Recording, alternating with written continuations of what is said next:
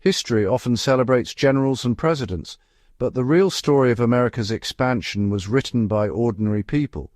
These were frontiersmen and women, farmers, blacksmiths, mothers, who braved the wild with little more than what they could carry. Their survival was never guaranteed. It was earned, day by day.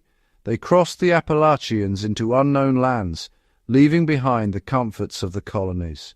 Here, there were no shops or doctors. Everything had to be built, found, or grown. A single mistake, a failed crop, a broken tool could mean disaster. Their innovations were born from necessity, not luxury. This is the story of their practical wisdom, learned through hardship and observation. We'll look past the myths and see the reality. Survival was a community effort, not a solitary pursuit. The skills they developed, building, farming, hunting, were fundamental technologies of survival. Their legacy isn't in monuments, but in the quiet knowledge of the land and the tools they crafted. Community was everything. Neighbors helped raise barns and stood watch together. These pioneers, armed with courage and adaptability, carved a life from the wilderness. Their story is a lesson in resilience and the enduring strength of the human spirit. Let's explore how ordinary people became the unseen architects of a nation. The frontier west of the Appalachians was a vast, unbroken forest, rich, beautiful, and dangerous. Settlers entered an alien world where isolation was absolute and help was weeks away. Everyday skills from the towns were useless. Survival demanded new abilities. The wilderness was a relentless teacher, forcing people to become hunters, builders, and farmers all at once. The frontier cared nothing for status, only for the ability to endure. Weather, wild animals, and illness were constant threats. Relationships with Native Americans added complexity and risk. Innovation was born from desperation. When a tool broke, you fixed it or made a new one. Food shortages meant learning to read the land for edible plants and game. Every day brought new problems, and every solution became part of a growing body of practical knowledge. This knowledge, passed down through generations, was the pioneers' most valuable possession. The frontier forged a new kind of person, practical, resourceful, and deeply connected to their environment. Survival was a gritty, hands-on education in the fundamentals of life. Shelter was the first priority for any settler family. The iconic log cabin, built with simple tools and local timber, was a marvel of practical engineering. Before cabins, families often lived in dugouts, burrows in hillsides, insulated and quick to build. Lean-tos made from poles and bark provided immediate shelter, while more permanent homes were constructed. Every element of these shelters, from notched logs to mud chinking, was designed for survival. Fireplaces built from field stones became the heart of the home, providing heat and a place to cook.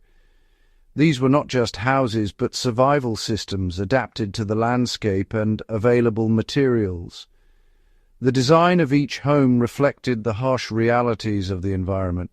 Settlers used what they had to create what they needed, ingenuity born from necessity. Building shelter was just the beginning. Securing food was a daily battle. Farming took time, so settlers relied on hunting, trapping, and foraging to survive. Ammunition was scarce, so quiet methods like snares and deadfalls were essential. Trapping required keen observation, knowing animal habits and setting traps in the right places. Rivers provided fish, often caught with communal weirs that funneled them into traps. Women and children foraged for berries, nuts, and roots, often learning from Native American neighbors. Preserving food was crucial. Meat was smoked or salted, fruits dried, and vegetables stored in root cellars. Without refrigeration, these methods turned seasonal abundance into year-round sustenance. Every meal was a victory of skill and knowledge over scarcity. The invisible harvest of the wilderness was as vital as any crop. Survival depended on mastering both the hunt and the harvest. The lone frontiersman is a myth. Survival was a communal effort. Isolated families were vulnerable, so settlers formed tight-knit communities. Cabin raisings and barn builds were collective rituals, welcoming newcomers and sharing labor. Large tasks, clearing fields, harvesting crops were tackled together, ensuring everyone's survival. In times of danger, families gathered in blockhouses, simple forts designed for defense. These structures, with overhanging upper stories and firing slits, protected entire communities. Inside, everyone had a role. Men guarded, women cooked and molded bullets, children helped where they could. The strategy was not about conquest, but about mutual protection. Scouting parties watched for threats, and information was shared quickly. The safety of one depended on the safety of all. Community was the true fortress of the frontier. Collective resilience was their greatest defense. Together, they turned survival into a shared achievement. On the frontier, every object was precious. There were no easy replacements. The art of making do, repairing, repurposing, improvising was essential. Settlers became blacksmiths, carpenters, and mechanics out of necessity. Broken tools were fixed or reforged. Worn clothes were patched, then turned into rugs or ropes. Animal hides became leather for clothing and pouches. Gourds became bowls and cups. Even ashes were used to make soap. Nothing was wasted. Creativity was born from scarcity. A broken wagon wheel became a source of wood and iron for new projects. This practical intelligence was the hallmark of frontier life. Settlers brought European skills, but quickly learned the land had its own rules. Success came from observing nature and adapting, not imposing old ways. Native Americans shared vital knowledge, edible plants, new crops like corn and squash, and woodland skills. Settlers learned to hunt silently, wear moccasins, and process wild foods.